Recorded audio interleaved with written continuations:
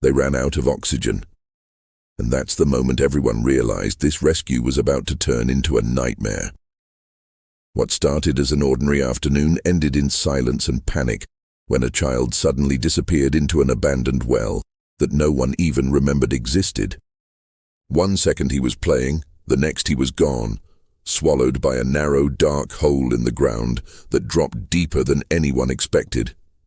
People rushed in, shouting his name, but all they could hear was a faint echo coming from far below.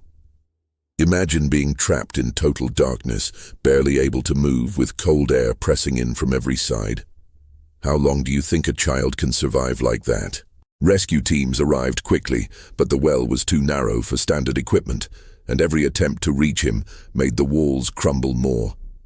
Time was already running out, and then came the terrifying realization that the oxygen levels inside the well were dropping fast.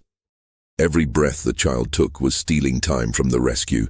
As minutes passed, rescuers faced an impossible choice: wait and risk losing him, or attempt a dangerous descent that could trap them too.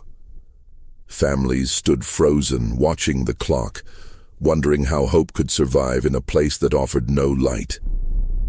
Would you be able to stay calm, knowing each second could be the last?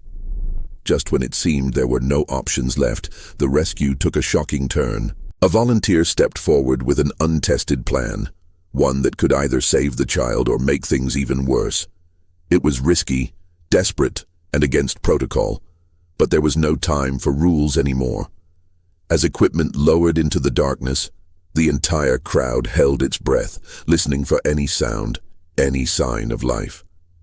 Then finally, a faint movement, a signal that hope wasn't gone yet. This rescue reminds us how fragile life can be, and how courage often appears when fear is at its strongest. In moments like these, ordinary people are forced to make extraordinary choices, and sometimes against all odds, those choices change everything.